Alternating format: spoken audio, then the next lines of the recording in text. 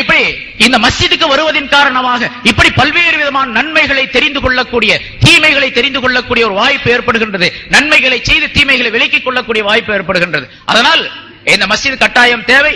இது போன்ற பல மஸ்ஜிதுகள் சென்னையை பொறுத்த வரைக்கும் இன்னைக்கு தலைவர் அவர்கள் சொன்னதை போன்ற பல ஆயிரக்கணக்கான மஸ்ஜிதுகள் தேவை. இன்னும் இங்க இருக்கிற ஒரு 300-400 மஸ்ஜிதா இருக்கு. மெட்ராஸ்ல தாம்பரத்துல இருந்து இந்த பூந்தமல்லி வரைக்கும் எடுத்துக்கிறீங்கன்னு சொன்னா 300 மஸ்ஜிதா 350 மஸ்ஜிதா இருக்கு, சின்னது பெருசு எல்லாம் சேர்ந்து. ஆனா இங்க இருக்க வேண்டிய கதர் அளவு எவ்வளவு தெரியுங்களா? 1500 மஸ்ஜித் இருந்தா தான் சரியா இருக்கு.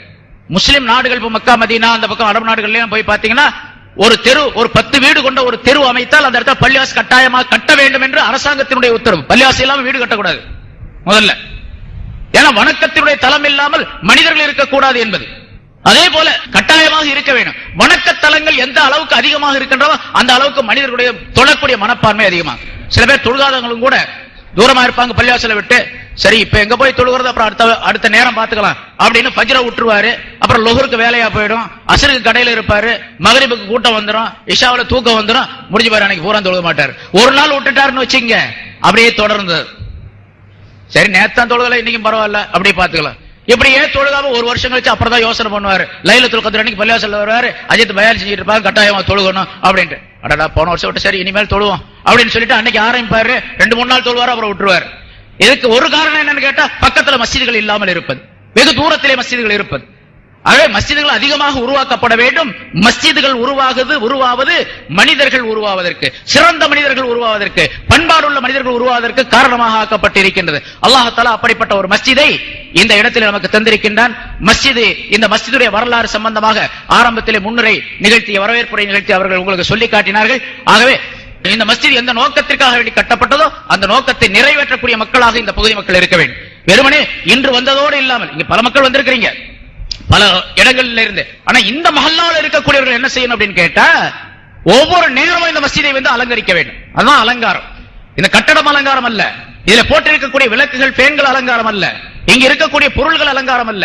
இந்த மஸ்ஜிதிலே எவ்வளவு தொழப்படுகின்றதோ, எத்தனை மனிதர்கள் தொழுகின்றாரோ அதுதான் அலங்காரம் என்பதாக விளங்கி இந்த மஸ்ஜிதை அலங்கரிக்கக்கூடியவர்களாக ஆகிவிட வேண்டும். அந்த அலங்காரத்தின் காரணமாக நம்முடைய வாழ்க்கை அலங்காரமாக வேண்டும் என்பதை எண்ணி வாழக்கூடியவர்களாக ஆகிவிட வேண்டும். பல சகோதரர்கள் ஆன்லைன் மூலமாக ஒரு கேள்வியை மீண்டும் மீண்டும் கேட்கிறார்கள்.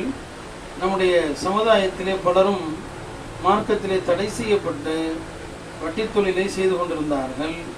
பிறகு ஒரு காலத்திலே அவர்கள் அந்த வட்டி தொழிலிலே சம்பாதித்த லட்சக்கணக்கான கோடிக்கணக்கான செல்வத்தை மார்க்கம் அனுமதி அளித்த ஹலாலான தொழில்துறைகளில் ஒன்றிலே அவர்கள் அதை முதலீடு செய்கிறார்கள். ஒரு டெக்ஸ்டைலிலோ, ஜவுளி கடையிலோ, ஒரு மெடிக்கலிலோ, இப்படி மார்க்கம் அனுமதி அளித்த தொழிலிலே அவர்கள் முதலீடு செய்கிறார்கள். இதனுடைய சட்டம் என்ன? ஹராமான அந்த முதலீட்டை கொண்டு ஹலாலுக்கு இப்படி மாறி வருவதன் மூலமாக அவர்களுடைய முழு செல்வங்களும் ஹலால் ஆகிவிடுமா என்ற ஒரு கேள்வி கேட்கிறார்கள். இதற்கு பல முறை நான் பதிலளித்ததும் உண்டு. திருக்குர்ஆன் நமக்கு சொல்வதை பார்க்கிற போது, ஒரு மனிதன் வட்டி தொழிலிலே சம்பாதிக்கிறான் என்று சொன்னால் அவனுடைய தௌபா என்பது என்ன, அவன் என்ன தௌபா செய்கிறான் என்று என்ன கருத்து? அல்லாஹ் சொல்வான், யா அய்யுஹல்லதீன ஆமனு தக்குல்லாஹ், விசுவாசிகளே அல்லாஹ்வை அஞ்சிக் கொள்ளுங்கள். வதரு மா பகிய மினர் ரிபா, நீங்கள் தடை செய்யப்பட்ட ரிபாவை விட்டு விடுங்கள். இன் குன்தும் முஃமினீன். அடுத்து அல்லாஹ் சொல்வான், இன் துபுதும், நீங்க வட்டியிலிருந்து தௌபா செய்வதாக இருந்தால். இந்த வசனத்தை யாருமே இன்றைக்கு கண்டுகொள்வதில்லை. வட்டியில் இருந்து தௌபா செய்வதற்கு என்ன அர்த்தம்? நீங்கள் வட்டியிலிருந்து தௌபா செய்வதாக இருந்தால் ஃபலக்கும் ருஊசு அம்வாலிக்கும், நீங்க வட்டி தொழிலை ஆரம்பிக்கிற போது என்ன முதலீடு செய்தீர்களோ அது உங்களுக்கு உண்டு. நீங்கள் லாபமாக சம்பாதித்த எதுவும் உங்களுக்கானது அல்ல என்பதை அல்லாஹ் திருமறையிலே திட்டவட்டமாக சொல்லுகிறான். ஆக இதுதான் குர்ஆனுடைய பார்வையிலே நாம் பார்க்கின்ற சட்டமாக இருக்கிறது. எனவே உண்மையான தௌபா என்பது, யா அல்லாஹ் நான் ஏதோ செய்து விட்டேன், என்னை மன்னித்து விடு, இதோ நான் இந்த பணத்திலே என்னென்ன சம்பாதித்தேனோ இந்த தொழிலிலே அதையெல்லாம் உரியவர்களிடம் நான் ஒப்படைத்து விடுகிறேன். இதுதான் அசல் தௌபா.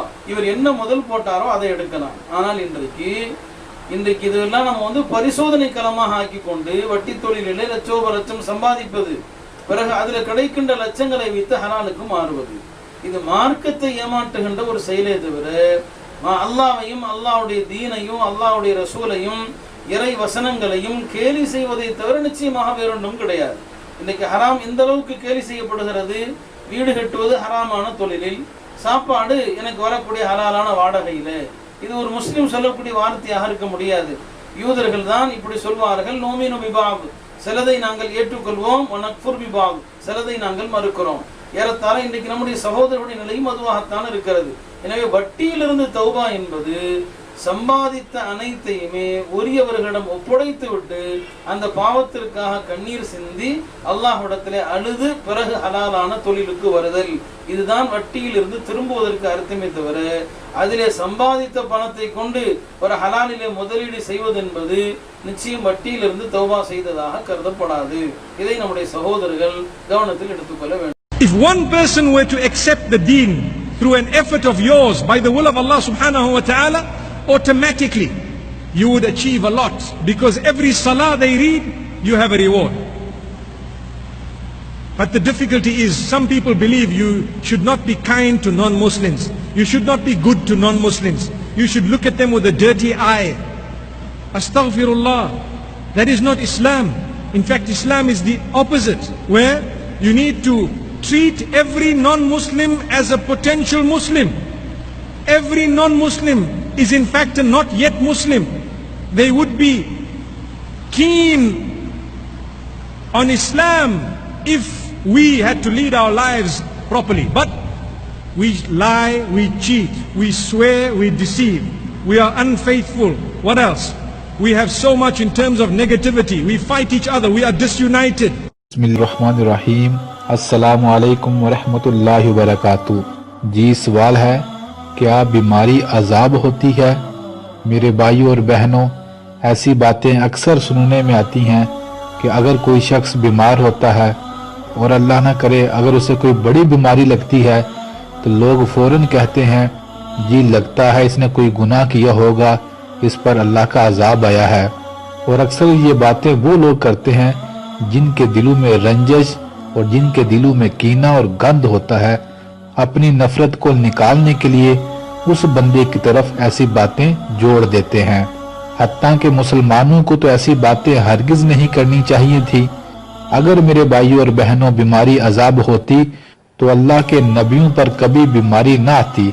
मोहम्मद मुस्तफ़ा सल्लल्लाहु अलैहि वसल्लम जैसी अजीम हस्ती कभी बीमार न होते तो बीमारी हरगिज अजाब नहीं होती। ये बात किसी और मजहब में होगी कि बीमारी अजाब होती है। दीन इस्लाम तो वो दीन है मेरे भाइयों और बहनों जिसने कहा, अगर कोई शख्स बीमार हो तो तुम उसकी इयादत के लिए, उसकी तीमारदारी के लिए जरूर जाओ।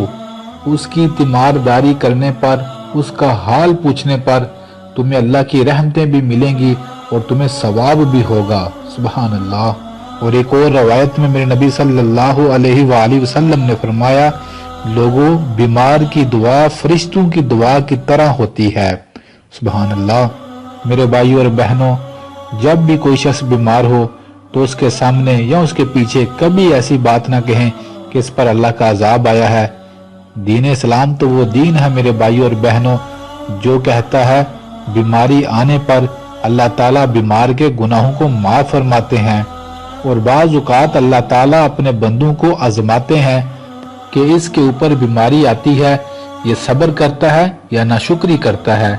तो मेरे भाइयों और बहनों, अगर कोई शख्स आपके इर्द गिर्द कहीं बीमार हो तो कभी भी ये लफ्ज़ ना बोलें कि इस पर अल्लाह का अजाब आया है। और जो भी शख्स आपके करीब बीमार हो उसे तसल्ली दें, उसे कहें गम ना कर, अल्लाह ने अपने नबियों को भी बीमारी के जरिए आजमाया। अल्लाह अपने बंदों को आजमाता है और इस बीमारी के बदले अल्लाह अपने बंदों के गुनाहों को भी माफ फरमाता है। अल्लाह तुझे शिफा देगा। मुसलमानों को तो ऐसी बातें करनी चाहिए थी। तो ऐसे बोलों से हरगिज बचना चाहिए कि अल्लाह का अजाब आया है। इन लोगों से बंदा इतना पूछे, अगर अल्लाह का अजाब आया है तो तुम्हें किसने बताया है? तुम सिर्फ ये बात साबित कर दो कि तुम्हें किसने बता दिया है। तो ऐसी तमाम बातों से हत्तल मकान बचना चाहिए। लोगों के गमों और मुसीबतों और बीमारियों में उनका सहारा बने, उन्हें तसल्ली दें। अल्लाह ऐसे बंदों को पसंद करते हैं। अल्लाह से दुआ है, जहाँ कहीं भी कोई भी शख्स बीमार है, अल्लाह अपनी रहमत के सदके उसकी बीमारी को दूर फरमाए।